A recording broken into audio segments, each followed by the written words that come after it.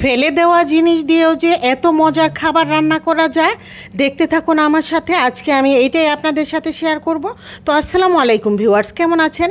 আশা করি অনেক ভালো আছেন। আলহামদুলিল্লাহ, আমরাও ভালো আছি। প্রতিদিনের মতো আরেকটা ডেইলি ব্লগ নিয়ে চলে আসলাম।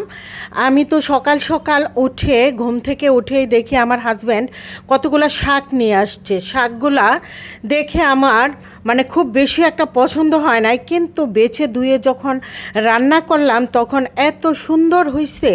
আর আপনাদের সাথে শেয়ার করব আজকে ফেলে দেওয়া জিনিস দিয়ে কিভাবে মজার একটা রেসিপি তৈরি করে ফেলা যায় এবং অপচয় থেকে আমরা বাঁচতে পারি। আর এখানে সকাল সকাল পিয়ারি মাংস কেটে নিচ্ছে। এটা গরুর মাংস, খুব সুন্দর করে সে কেটে নিচ্ছে। আর কথা বলছে আমি ওরা যখন কাজ করে আমিও কাজ করি আর ওদের সাথে গল্প করতে থাকি। খুব ভালো লাগে ওদের সাথে গল্প করতে। ও আমার পিয়ারি খুব মজার মজার গল্প করতে পারে। খালাও চলে আসবে একটু পরে, খালাও অনেক মজার গল্প করতে পারে। খালার একটা পেয়ারা দিলাম খাওয়ার জন্য। খালা কয় আমার তো সামনের দাঁত নাই, আমি কি করে খাবো। অনেক মজা করি। আর এখানে গরুর মাংসটা হাতে মেখে রান্না করে নিচ্ছি।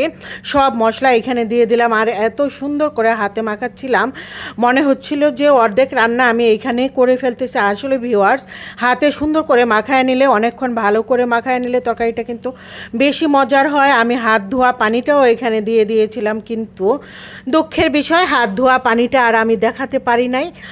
পরের ভিডিওতে এটা ছিল পানিটা। যাই হোক, তরকারিটা বসিয়ে দিয়েছে। এখন এই যে মাংস থেকে অনেক পরিমাণে পানি চলে আসছে, পানি উঠছে। আমি কিন্তু এখানে এক বিন্দু পানিও দিই নাই, এখনও কোনো পানি দিব না। এই মাংস থেকে যে পানি উঠবে এটার মধ্যেই আমি ভালো করে কষায় নেব। তরকারিটা যত ভালো করে কষানো হবে ততই মজা হবে। একদম সুন্দর করে কষাবো, তারপর গরম পানির ঝোল দিয়ে রান্না করে নিব। বাকি যেটুকু রান্না বাকি থাকবে। আর এখানে আমি চিংড়ি মাছ, ওই যে বললাম যে সকালে ঘুম থেকে উঠে দেখি যে একদম সকালবেলা ফজরের সময়, ফজরের পরে শাক নিয়ে আসছে। এই তো তেল দিয়ে দিলাম, পেঁয়াজ দিয়ে দিলাম, চিংড়ি মাছ দিয়ে দিলাম। ছোট ছোট চিংড়ি মাছ দিয়ে লাউ শাক রান্না করলে কি যে মজা হয়, এটা আমার খুব পছন্দের একটা খাবার। চিংড়ি মাছ দিয়ে লাউ শাক রান্না, সাথে একটা ছোট্ট আলু কেটে দিয়ে দিব। তো এখানে কিছু অল্প অল্প মশলা দিয়ে দিচ্ছে, যেহেতু লাউ শাক আর চিংড়ি, খুব বেশি একটা মশলা দিব না। এই তো কষানোতে দিয়ে দিলাম, একটা আলুও কেটে দিয়ে দিলাম। এখন এটা একটু কষানো হলে তারপর লাউ শাকগুলো দিয়ে দিব। তো রান্নার পর একদম লাউ শাক দেখে আমার পছন্দ হয়ে গেল। যাই হোক, পছন্দ হয় নাই, তারপরও আমি যে কিনে নিয়ে আসছে তাকে কিছুই বলি নাই। যেই বাজারটা কিনে নিয়ে আসুক, বাজার আমি কিনে নিয়ে আসলেও আমার মনে হয় কেউ যদি পছন্দ না করে এটা বললে আমার খুবই মন খারাপ হয়। তার জন্য যেই কিনে আনুক আমি কিন্তু কখনোই বলি না যে বাজারটা সুন্দর হয় না, আমার পছন্দ হচ্ছে না। পরে হয়তো বা বলি এই জিনিসটা এরকম না, এরকম কিনবা। এটা আমার আগে থেকে অভ্যাস। এই তো কষানো এখনও হয় নাই।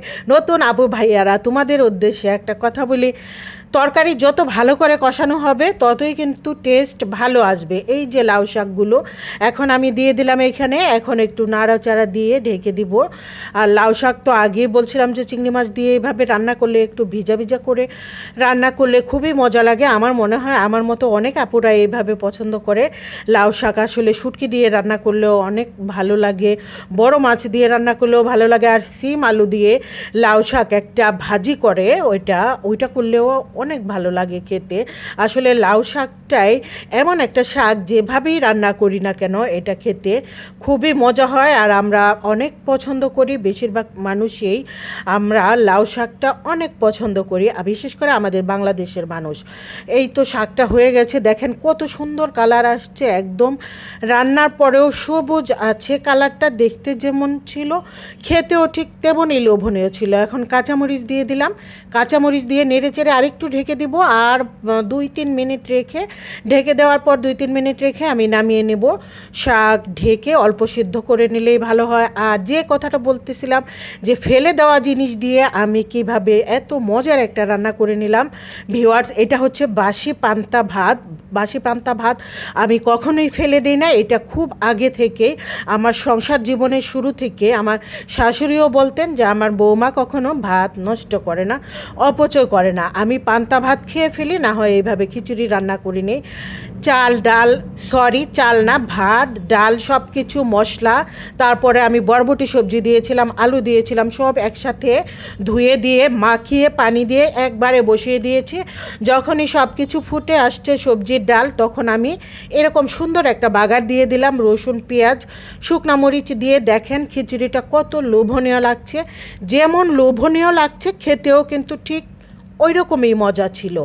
ভিউয়ার্স, আপনাদেরকে যদি খাওয়াতে পারতাম তাহলে আমি বুঝাতে পারতাম যে এই খিচুড়িটা যে কত মজা হয়। কখনো বাসি পান্তা ভাত ফেলে দিবেন না আমার নতুন আপু ভাইয়ারা, এইভাবে রান্না করে নেবেন, খিচুড়ি চেটে পুটে খেয়ে ফেলবেন, খুবই মজা হবে। তারপর হচ্ছে এই তো নামাজ পড়ে শাওয়ার শেষ করে নামাজ পড়ে চলে আসলাম টেবিলে। এখন আমি খিচুড়ি আর গরুর মাংস খেয়ে নেব, সেই নরম খিচুড়ি আর গরুর মাংস। দেখেন কত লোভনীয়। আমার ভিডিও আজকে এই পর্যন্তই ছিল। সবাই অনেক অনেক ভালো থাকবেন, অনেক বেশি ভালো থাকবেন। আল্লাহ হাফেজ।